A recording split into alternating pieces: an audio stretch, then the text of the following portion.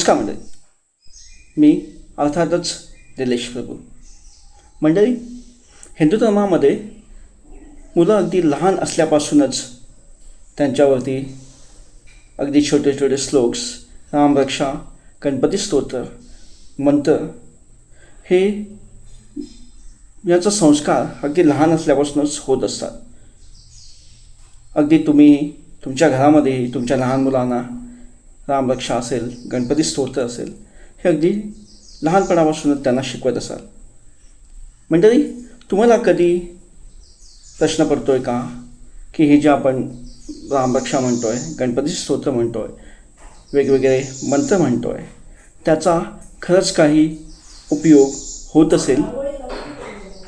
आणि जर तो होत असेल तर तो नक्की कसा होतो आहे? माणसाच्या मनावरती, त्यांच्या एकंदरीत वेलबिईंगवरती हे कसं एफेक्ट करतं आहे? जसा हा प्रश्न तुम्हाला पडला आहे तसाच हा प्रश्न मलाही अगदी लहानपणापासून पडतो आहे आणि त्याचं उत्तर शोधण्याचा प्रयत्न अगदी लहानपणापासूनच मी करत असतो. त्याचाच परिपाक म्हणून एक छोटंसं ईबुक मी लिहिलं आहे. मंत्र आणि त्याचा इफेक्ट आपल्या ह्युमन बॉडीवरती, माणसाच्या मनावरती आणि एकंदरीत वेलबिईंगवरती कसा होत असेल हे अगदी सायंटिफिक बेसिसवरती प्रूव्ह करण्याचा किंवा सायंटिफिक बेस त्याचा काय आहे हे एक्सप्लोर करण्याचा, अनअर्थ करण्याचा प्रयत्न मी केला आहे.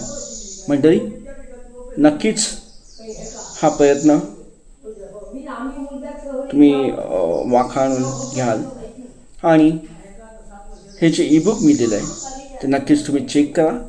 तुमचे जे रिव्ह्यूज आहेत तेही मला कळवा आणि ह्या विषयावरती तुम्हाला अजून काही माहिती असेल तर नक्कीच तुम्ही कमेंटमध्ये मला सांगा.